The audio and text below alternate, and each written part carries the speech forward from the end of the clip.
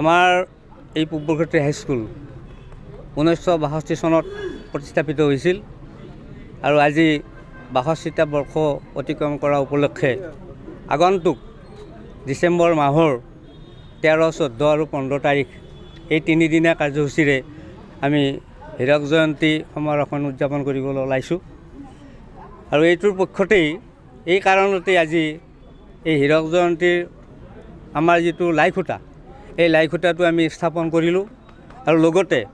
আমাৰ হীৰক জয়ন্তী লগতে হাইস্কুল সম্পৰ্কিত যিটো প্ৰসংগ সংগীত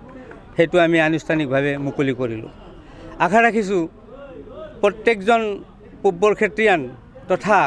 আমাৰ শুভাকাংক্ষী সহৃদয় ৰাইজ তেখেতসকলৰ আশা সুধীয়া প্ৰচেষ্টা তেখেতসকলৰ সহায় সহযোগ সৰ্বত্ৰ প্ৰকাৰ কায়িকভাৱে বৌদ্ধিকভাৱে আৰ্থিকভাৱে যি সহায় সহযোগিতা আছে এই সহায় সহযোগিতাই নিশ্চয় আমাক সাফল্যমণ্ডিত কৰিব আৰু আমি এই চেগতে বহুত পূব বৰক্ষেত্ৰীয়ান এতিয়ালৈকে হয়তো আমাৰ সংযোগ আমি কৰিব পৰা নাই, যিসকল এতিয়াও আমাৰ সংযোগৰ পৰা বাহিৰত আছে আমি যোগাযোগ কৰিব পৰা নাই তেখেতসকললৈ মোৰ বিনম্ৰ অনুৰোধ তেখেতসকল আহক আমাক উৎসাহিত কৰক, আমাক সৰ্বত্ৰ প্ৰকাৰে সহায় সহযোগিতা কৰি আমাৰ সকলোৰে পূব বৰক্ষেত্ৰীয়ান যিমানবিলাক আছে তথা এই বিদ্যালয়ৰ আঞ্চলিক বা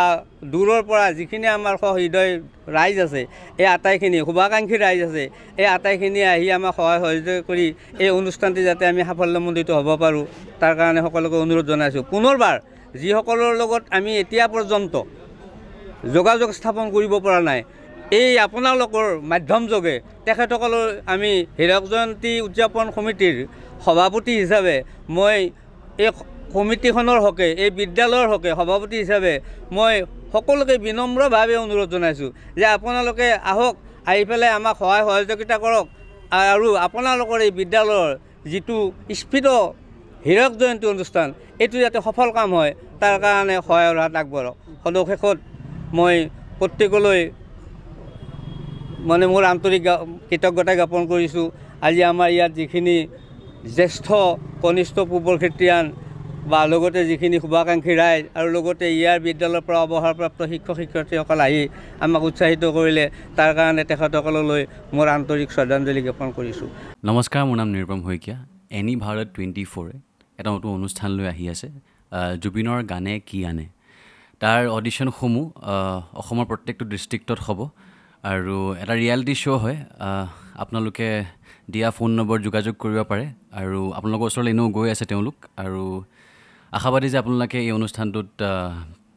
ভাগ ল'ব আৰু আশা থাকিল যে